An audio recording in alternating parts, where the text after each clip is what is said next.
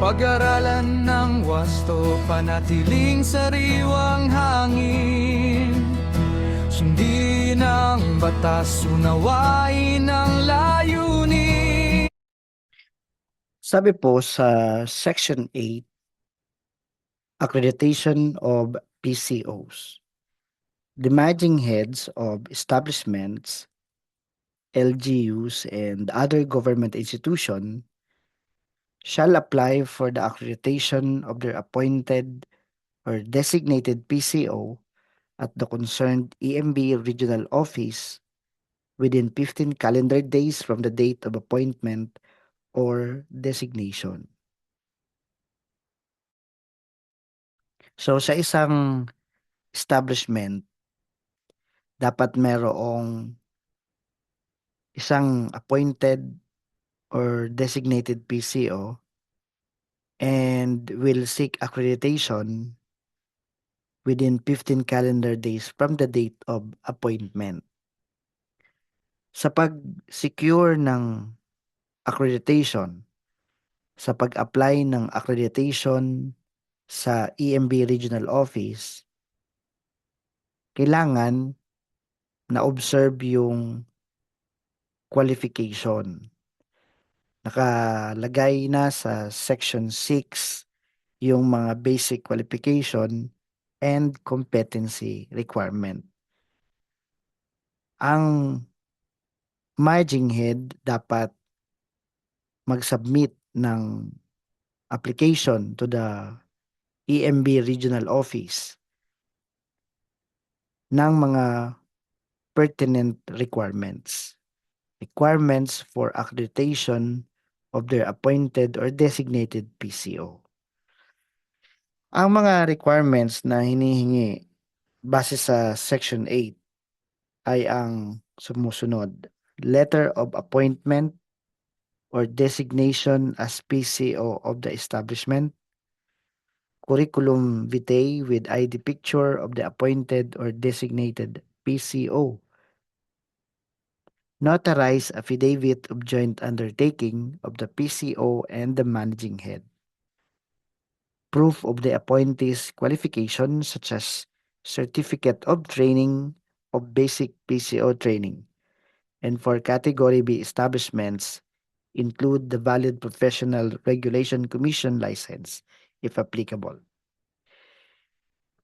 So, ang isang appointed or designated PCO seeking accreditation from EMB Regional Office must submit the said requirements. At isa sa crucial or important na requirement dito, yung sinasabing proof of the appointee's qualification, such as certificate of training of basic PCO training.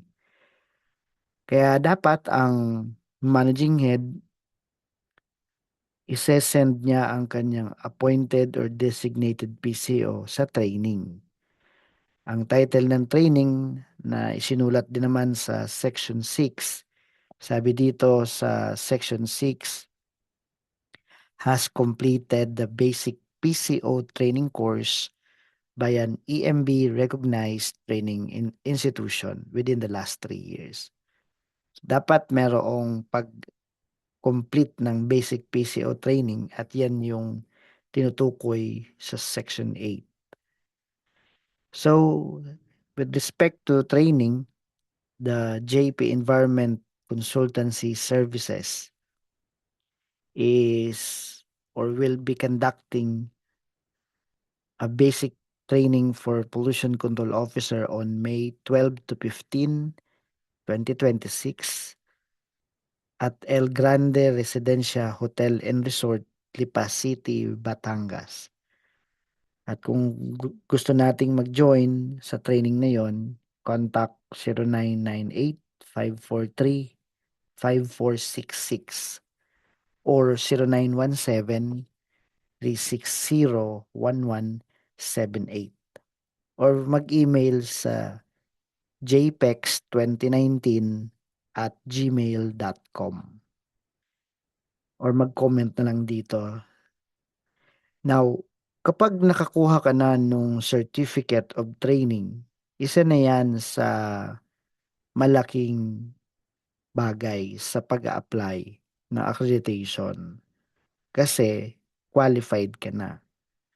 Ang titingnan na lang yung competency dahil ikaw ba, ano ba ang education mo? Ano ba ang work experience mo? Tinitingnan yon base sa nakasulat sa Section 6 Competency Requirement. So the managing head must observe the competency requirement based on the category ng establishment. Nag-a-appoint tayo ng